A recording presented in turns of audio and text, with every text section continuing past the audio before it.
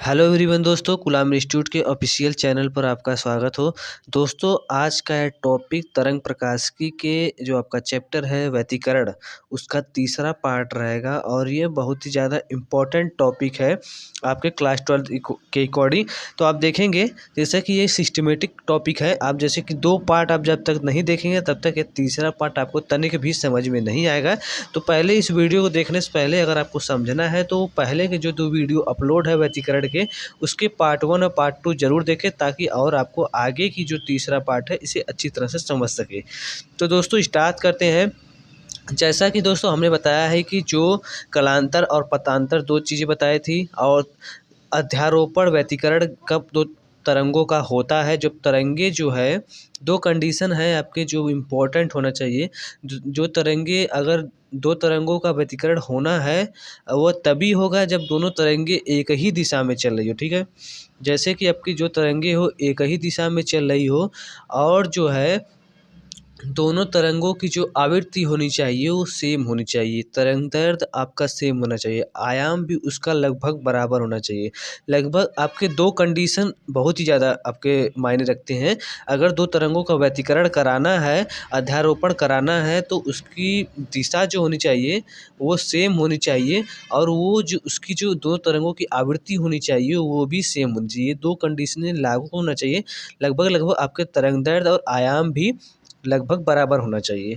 अब ये कंडीशन कब लागू होगा, जैसे कि यही है आपका Young's double slit experiment, Young का व्यतिकरण संबंधित द्विरेखा छिद्र प्रयोग और इसके संबंधित डेरिवेशन रहेंगे। आज का टॉपिक यही रहने वाला है। तो यहाँ पर यंग नामक वैज्ञानिक ने क्या किया, जैसे कि हम अगर 2 प्रकाश स्रोत लेते हैं, एक प्रकाश स्रोत आपका कोई बल्ब हो गया, एक बल्ब और दूसरा हो गया, दोनों को अगर एक ही दिशा में उसकी तरंग को लगाया जाए और उसकी तरंग एक ही दिशा में चल रही हो, ठीक है। लेकिन वो एक ही दिशा में चल देगी दोनों तरंग, लेकिन उनकी दोनों प्रकाश स्रोतों से निकलने वाली जो तरंगे होंगी उनकी आवृत्ति सेम नहीं होगी। अब उनकी आवृत्ति सेम नहीं होगी तो अध्यारोपित नहीं होगी और हमें जो 2 कंडीशनें मिलती हैं अधिकतम तीव्रता वाला और समपोषी और विनाशी की आपकी जो व्यतिकरण घटना मिलता है वो आपको देखने को नहीं मिलेगा। तो यंग ने कुछ दिमाग लगाया और क्या किया वही देखते हैं, वही हम फिगर के माध्यम से आपको समझाने की कोशिश करते हैं। जैसे कि यंग ने क्या किया कि यंग ने एक सोडियम का लैंप लिया, जैसे कि आप देख सकते हैं ये है, ठीक है। ये सोडियम का लैंप हुआ, यही प्रकाश स्रोत से ये हो गया जो आपका ये लगा हुआ है, ठीक है। ये पुत्था है, स्लिट, ये पुत्था है। अब पुत्थे में आपके छिद्र कर दिया गया, ठीक है, स्लिट कर दिया गया। S1 और S2 आप देख सकते हैं। यहाँ पर अब फिगर देखते रहिएगा और जो हम बता रहे हैं उसे देखते रहिएगा। यहाँ पर S1 और S2 आपके छिद्र दो जगह आपके जो है पुत्थे पे छिद्र है और आगे आपका जो है ये पर्दा है। एक सीधी लाइन का पर्दा पहले रहता है, सीधी लाइन का पर्दा। अब ये जो तरंगे चलती है, ये प्रकाश जब इस स्लिट से आपका जो है तरंगे आपकी निकलती हैं तो एक ही प्रकाश स्रोत से 2 तरंगे अलग अलग आपकी जो है निकलती है और वो एक ही दिशा में चलती हैं। तो इन प्रकाश स्रोतों से जो एक ही प्रकाश स्रोत से जब 2 तरंगे विभाजित होती हैं, मतलब अलग अलग हो जाती हैं और 2 तरंगे की आवृत्ति जो होती है सेम रहती है। तो ये आपके प्रयोग किया गया है यंग के द्वारा। तो आप क्या बताएंगे यदि यंग का प्रयोग रहेगा तो आप बता देंगे कि यंग ने सबसे पहले क्या किया था, एक सोडियम लैंप लिया था, सोडियम लैंप का प्रकाश स्रोत लिया था और वहाँ पर उसे एक जगह रखा गया और उसके सामने पुत्थे पे 2 जगह स्लिट किया गया आपका जो है S1 S2 और वहाँ से प्रकाश स्रोत या जब गुजरती हैं तो 2 तरंगे विभाजित होती है। एक S1 से आपके जो तरंगे निकलती है, एक S2 से, लेकिन वो जो दोनों तरंगे होती है एक ही स्रोत से आपके निकलती हैं। तो दोस्तों यहाँ पर जो ये पर्दा होता है, इस पर्दे पर जब ये तरंगे आपकी अध्यारोपित होती हैं तो यहाँ से जब तरंगे अध्यारोपित होती है इस पर्दे पर तो दोस्तों इस पर्दे पर कुछ जगह ब्राइटनेस होता है, कुछ जगह डार्कनेस होता है। तो उसी की स्थिति हमें पता करना है, ठीक है। उसी की क्या करनी है, स्थिति पता करनी है कि यहाँ पे जो डार्क वाला है ये आपका होता है विनाशी के लिए, मतलब कि ये डार्क रहता है। यहाँ पर जो आपका अध्यारोपित जो होती हैं तरंगे वो आपकी विनाशी व्यतिकरण के लिए दिखाया जाता है, और कुछ जगह मतलब विनाशी की जगह अदीप्त आपकी जो लाइटें रहती हैं वहाँ पर तीव्रता कम पाई जाती है, मतलब कि वहाँ पर जो लाइट रहती है उसकी तीव्रता कम पाई जाती है, और जो संपोषी होती है या ब्राइट होती है मतलब कि चमकदार होती है, तो यहाँ पर तीव्रता अधिक पाई जाती है। तो हम इन दोनों चीज़ों को लेकर निकलेंगे और देखेंगे कि क्या गणितीय विश्लेषण से दीप्त व अदीप्त जो फ्रिंजें बन रही है उस पर्दे पर संपोषी और विनाशी व्यतिकरण के लिए, जो आप फिगर के माध्यम से पैराग्राफ के माध्यम से समझे थे, आयाम कैसे ऊपर नीचे होता है, आयाम कैसे जुड़ता है, उसी प्रकार से हम देखेंगे दीप्त व अदीप्त फ्रिंज की स्थितियाँ कहाँ कहाँ पर संपोषी व्यतिकरण हो रहा है, मतलब कहाँ कहाँ पर अधिकतम तीव्रता पाई जा रही है, कहाँ कहाँ पर विनाशी व्यतिक्रम हो रहा है। तो हम दोनों चीज़ों को लेकर निकलते हैं। ये चीज़ें, ये आपके स्लिट हो गए, ये आपके पर्दे हो गए, ठीक है। इनकी स्थिति पता करते हैं। तो अब जैसे कि सबसे पहले एक चीज़ आपको समझना होगा कि जो पथांतर होता है इसमें आपका मेन है, जो कि स्लिट से अब पर्दे की जो बीच की दूरी है वो डी है, ठीक है। और जो दोनों स्लिटों के बीच की दूरी है आपका जो है स्मॉल डी है। तो आप जैसे कि पथांतर में आपको पहले ही पिछले जो पार्ट 2 है उसमें बताया गया था, पथांतर के लिए आपका संपोषी व्यतिकरण में जो होता है डेल्टा एक्स बराबर एन लैम्डा होता है, और विनाशी के लिए डेल्टा एक्स बराबर 2 - 1 बाई इंटू लैम्डा बाई 2 होता है। तो आपको इस फिगर के माध्यम से अब समझाने की कोशिश करते हैं। ये देखिए आपको दोनों फिगर है, ये आपके दोनों फिगर है, ये हो गया आपका पुट्ठा हो गया, ये हो गया आपका पर्दा हो गया, स्क्रीन हो गया। तो यहाँ से दोनों स्लिट है S1 S2, इनके बीच की जो दूरी है आपका स्मॉल डी है। तो आपके जो ये पर्दे हैं, पर्दे पर आपका जो है संपोषी और विनाशी व्यतिकरण कहाँ कुछ बिंदु पर तीव्रता अधिकतम, कुछ बिंदु पर तीव्रता न्यूनतम पाई जाएगी। तो S1 से जो तरंगे चलने वाली थी बिंदु P पर, क्या आपका ये पता करना है कि बिंदु P पर कौन सी आपका संपोषी व्यतिकरण होता है कि विनाशी व्यतिकरण होता है, कि दीप्त फ्रिंजें बनती हैं कि अदीप्त फ्रिंजें बनती हैं, ठीक है। S2 से जो तरंगे चलने वाली है वो भी बिंदु P पर जाती है। अब जैसे कि मालूम था आपको कि आपको दोनों तरंगों के बीच का जो पथांतर होगा S2P माइनस S1P, ठीक है, दोनों तरंगों के बीच का पथांतर। तो अगर हमें पथांतर मालूम होगा तो कलांतर निकाल लेंगे। जैसे कि आपका पहले वाला सूत्र था जो आपका डेल्टा कलांतर बराबर 2 लैम्डा बाई 2 अपान इंटू कलांतर था, वो आपका सूत्र था। उसके माध्यम से ये आपके दोनों निकले हुए थे, डेल्टा एक्स बराबर एन लैम्डा संपोषी के लिए 2n - 1 लैम्डा बाई 2, ठीक है। और S2P माइनस S1P दोनों तरंगों के बीच के अंतर को ही हम क्या कहते हैं, पथांतर कहते हैं। अब संपोषी के लिए दोनों तरंगों के बीच का जो पथांतर था लैम्डा था, आपको पिछले वीडियो में सब कुछ बताया था। और विनाशी के लिए दोनों तरंगों के बीच का पथांतर 2 लैम्डा बाई 2 था, ठीक है। लैम्डा बाई 2, 3 लैम्डा बाई 2 ऐसे आपका निकलेगा। उसके लिए आपको पिछला वीडियो देखना पड़ेगा। तो हमें जब ये दीप्त दोनों तरंगों के बीच का अंतर निकाल लेंगे तो उसे हम n लैम्डा के बराबर कर देंगे, ठीक है। तो हमें दीप्त व अदीप्त संपोषी के लिए n लैम्डा के बराबर कर देंगे, विनाशी के लिए 2n - 1 लैम्डा बाई 2 के बराबर कर देंगे। तो सबसे पहले हम आपको डेरिवेशन समझाते हैं। डेरिवेशन से S2P S1P दोनों निकाल के दिखाते हैं। तो इसके बाद हमें जो कंडीशन लगाना पड़ेगा संपोषी और विनाशी के लिए, ये हमें पता है पथांतर में जो आपका अंतर होता है n लैम्डा के बराबर कर देंगे तो हमें संपोषी मिल जाएगा, और 2n - 1 लैम्डा बाई 2 के बराबर कर देंगे तो हमें विनाशी मिल जाएगा। तो यहाँ तक आपको बातें समझने के लिए थी। अब डेरिवेशन पर आते हैं, ठीक है। डेरिवेशन में भी कुछ इम्पोर्टेंट है, जैसे कि फिगर आपने देख लिया है। तो हमें सबसे पहले S1PM निकालते हैं, ठीक है। ये आपके हो गए हैं, ये सेंट्रल आपकी लाइन गई हुई है, ये आपका फिगर देख सकते हैं। यहाँ से आपका ये M हो गया, ये N हो गया, और आपका ये पूरा D है तो इसका हो जाएगा आधा आधा D/2 हो जाएगा, ठीक है। अब हम S1PM जैसे कि ये होता है कर्ण, ठीक है, ये कर्ण है, ये लंब है, ये आधार है, ठीक है। तो कर्ण स्क्वायर बराबर लंब स्क्वायर प्लस लंब का स्क्वायर प्लस आधार का स्क्वायर, ये आपको मालूम है। ये ट्राइंगल हम लिए हैं, S1PM ट्राइंगल लिए हैं। तो S1PM स्क्वायर, अब PM स्क्वायर को हम क्या लिख सकते हैं दोस्तों, ये देखना है। PM को हम क्या लिख सकते हैं, PM को हम जो है PM अगर हमें निकालना है तो हम PU में से यमो घटा देंगे तो हम पी एम मिल जाएगा कि नहीं। आप देखिए सीधे सीधे समझिए, ये पूरा आपको पी ओ है, अब हमें ये पी एम चाहिए, बस इतना ही चाहिए, इतना पी एम चाहिए। तो हमें पी ओ में से एम ओ घटा देंगे तो आपका पी एम हो जाएगा, ठीक है। और यस वन एम स्क्वायर आपका सेम रहेगा आधार का स्क्वायर। अब हमें यस वन एम स्क्वायर बराबर क्या है, देखिए यस वन एम स्क्वायर ये आधार का स्क्वायर है। तो आपका जो ये यहाँ से यहाँ तक की जो दूरी है ये डी है, तो हम डी स्क्वायर लिख सकते हैं। तो सबसे पहले हम अगर डी स्क्वायर लिख दें, फिर इसके हम जो है क्या करें, ये डी स्क्वायर को सबसे पहले हम लिख देते हैं, ठीक है। ये डी स्क्वायर को सबसे पहले हम लिख देते हैं, फिर ये आपका रहता है पी यू के जगह हम लिख सकते हैं, आपका पी यू कहाँ है, पी ओ की जगह पूरा क्या है एक्सएन, ठीक है। ये आपकी दूरी जो है एक्सएन है, माइनस एम ओ की जगह आपका जो है एम ओ की जगह आप देख सकते हैं डी/2 है। अब देखिए यहाँ से यहाँ तक की दूरी डी/2। अब देखिए अगर हम डी स्क्वायर को कॉमन ले लें यहाँ पर दिखा रहा है डी स्क्वायर को कॉमन ले ले तो क्या होगा, जैसे कि आपको मालूम होगा, अगर यहाँ पर आपको एक चीज़ पता चलेगा कि यहाँ पर डी स्क्वायर है कहाँ, ये भी एक बात सोचने लायक है, ठीक है। तो ये आपका देखिए प्लस यहाँ पर बीच में रहेगा, प्लस रहेगा, ठीक है। ये एस वन एम स्क्वायर ये प्लस रहेगा। अब डी स्क्वायर को अगर हम कॉमन ले ले तब क्या होगा, जैसे कि आपको एक चीज़ समझा देता हूँ, गणित में कुछ बातें हैं, ए प्लस बी है, इसमें हमें कॉमन लेना है।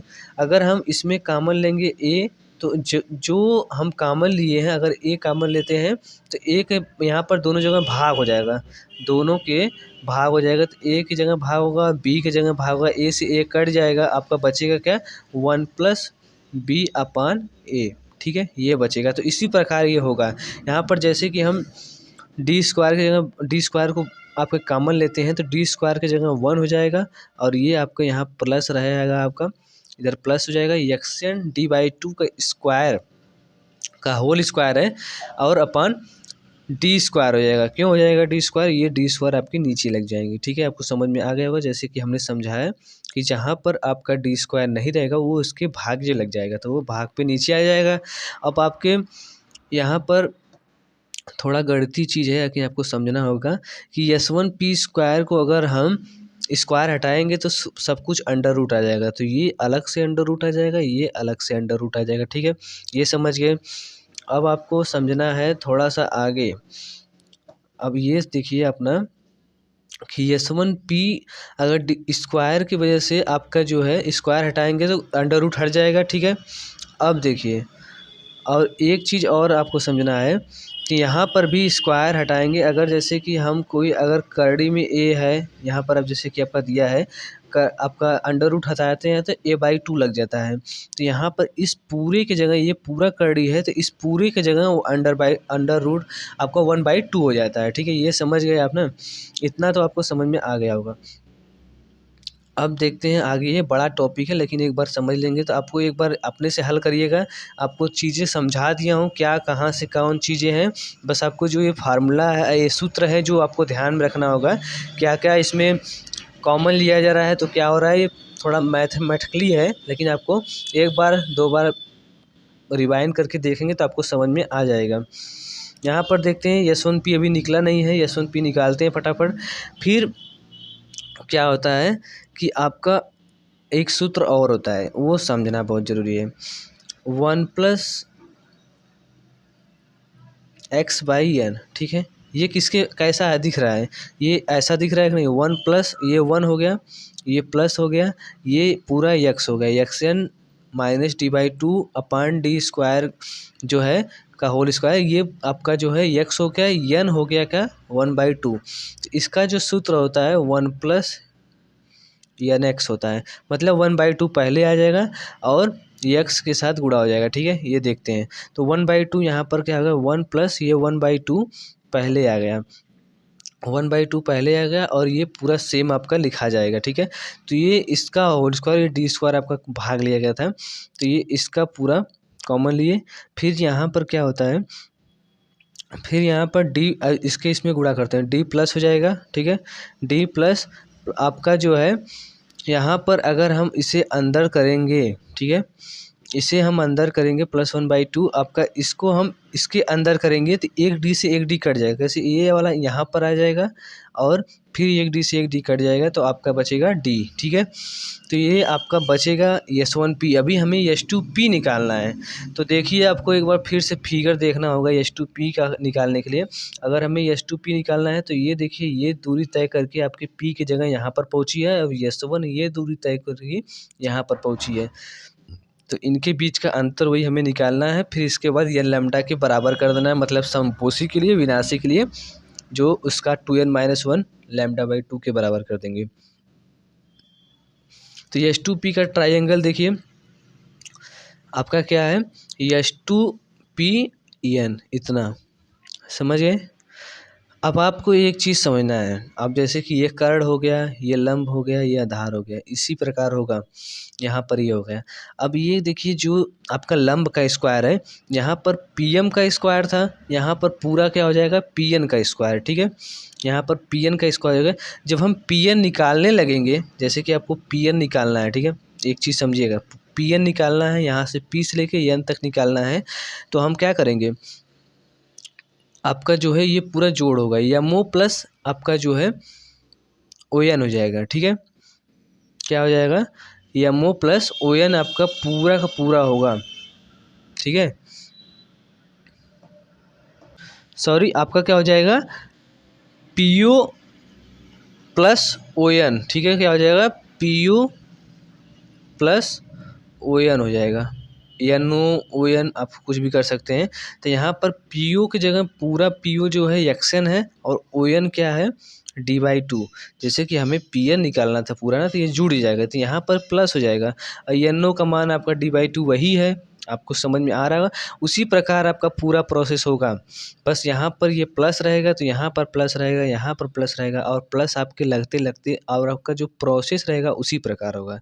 तो आपका ये ट्रायंगल निकाल के यहाँ से जो PN के बीच की दूरी है, दोनों का जो जोड़ है PO प्लस ON, इसका मान रखेंगे, और उसी प्रकार जैसे S1PM S1 निकाले थे आप, उसी प्रकार S2PM निकाल देंगे। तो आपका उसी प्रकार निकालना होगा, तो उसी प्रकार आप निकालेंगे तो सेम हो जाएगा। तो उसी प्रकार आपका जो है यहाँ पर ये बस आपका प्लस हो जाएगा। ठीक है, ये क्या हो जाएगा, प्लस, जैसे कि आपका वहाँ पर प्लस हुआ था ऊपर ही, तो ये आपका पूरा नीचे उसी प्रकार प्रोसेस होते होते, जैसे आपका S1P निकालने थे तो उसी प्रकार पूरा आपका S2PN निकल जाएगा, और आपका ये आपका निकल कर आएगा D+1/2। यहाँ पर माइनस की जगह बस प्लस हो जाएगा S2PN में। अब इसे हम घटाएंगे, जैसे कि आपका दोनों तरंगों के बीच का अंतर ही पथांतर कहलाता है, तो हमें पथांतर निकालने के लिए सबसे पहले क्या करेंगे, दोनों S2P माइनस S1P जो आपका निकला हुआ है वो दोनों को घटा देंगे। ठीक है, अब दोस्तों आगे देखते हैं, आगे क्या है आपका, आगे यही है कि अब दोनों को हम घटाए हैं। आगे S2P माइनस S1P दोनों तरंगों के बीच का अंतर है, यहाँ पर हम मान रखते हैं, पूरी तरह से वैसे ही मान रखते हैं। यहाँ पर माइनस रहेगा, ये प्लस वाला है, और आपका जो है ये S2P है, ये S1P है, आप दोनों का मान देख लीजिएगा। उसी प्रकार होगा आपका ये माइनस का दोनों जगह गुणा हो जाएगा, ये 2 जो है यहाँ पर जुड़ जाएगा, 2D हो जाएगा, ये 1 की जगह रहेगा, तो D प्लस यहाँ पर माइनस हो जाएगा, और आपका जो है XN माइनस D/2 का होल स्क्वायर आपका 2D हो जाएगा, यहाँ पर भी ये 2D हो जाएगा, और आपका जो अगर ये 2D हो गया, ठीक है, तो ये हटाइए, ये 2D हो गया, ये 2D हो गया, ये माइनस वाला अंदर जब घुसता है तो सब जगह आपका जो है माइनस कर देता है। अब देखिए ये आपका जो है D से D कट जाएगा, ये D माइनस D प्लस है, यहाँ पर प्लस है, यहाँ पर माइनस है, ये नहीं काट देना कि आपका सेम है तो काट दीजिएगा, ये गलत हो जाएगा। यहाँ पर प्लस है, बीच में देखिए प्लस है, यहाँ पर माइनस है। ठीक है, तो ये आपका सेम रहेगा, इसे आपका 2D हो जाएगा, इसमें से इसमें आपका क्या होगा, अब जैसे कि अब भाग किए हैं उसी प्रकार भिन्न का गुणा है, भिन्न का घटाना है, तो ये सेम है, आधार सेम है, तो यहाँ पर आधार सेम हो जाएगा, ये दोनों घटा देंगे, तो यहाँ पर A प्लस बी का होल स्क्वायर ये हो जाएगा।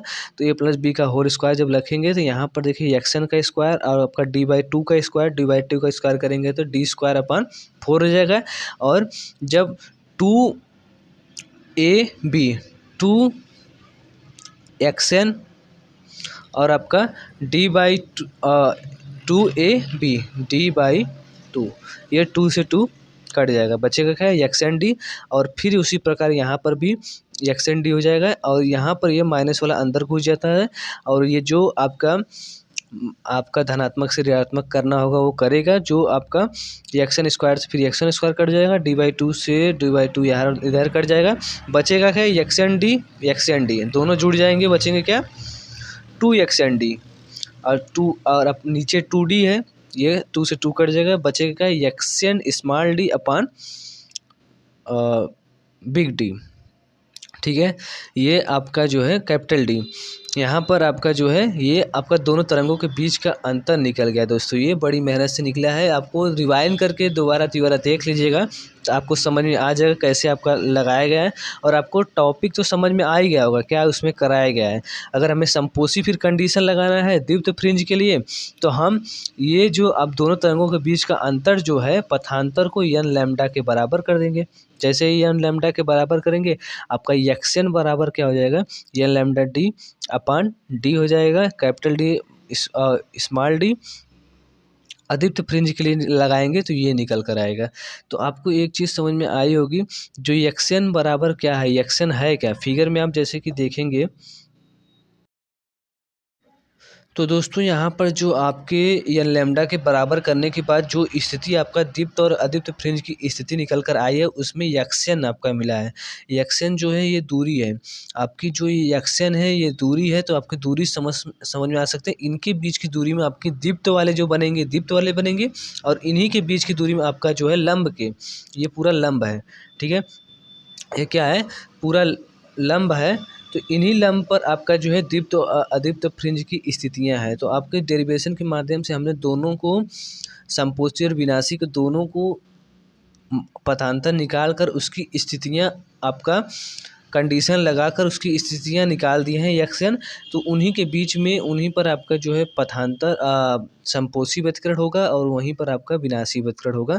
तो आप इस प्रकार डेरिवेशन करके यहाँ पर इस प्रकार दीप्त व अदीप्त फ्रिंज की स्थितियां पता कर सकते हैं। ठीक है, इसके बाद और आगे की जो वीडियो होगी वो आपके जो ये पर्दे पर आपके दीप्त व अदीप्त फ्रिंज बनती हैं, ये पर्दे पे जो बनी हुई है इनकी जो है चौड़ाई को नाप करके हम तरंगदैर्ध्य पता करेंगे। ठीक है, ये भी बहुत ज़्यादा इंपॉर्टेंट टॉपिक होने वाला है। जब तक ये आपके पीछे का पूरा समझते नहीं आएंगे तब तक आपको आगे का टॉपिक समझ में नहीं आएगा। तो आपसे आशा है, आपसे उम्मीद है कि आप पीछे की वीडियो देखते आएँ, तब आपको आगे की पूरा एकदम ईजी तरीके से लगेगा। अगर वीडियो पसंद आए तो वीडियो ज़्यादा से ज़्यादा शेयर, चैनल को सब्सक्राइब जरूर करें। Thanks for watching this video.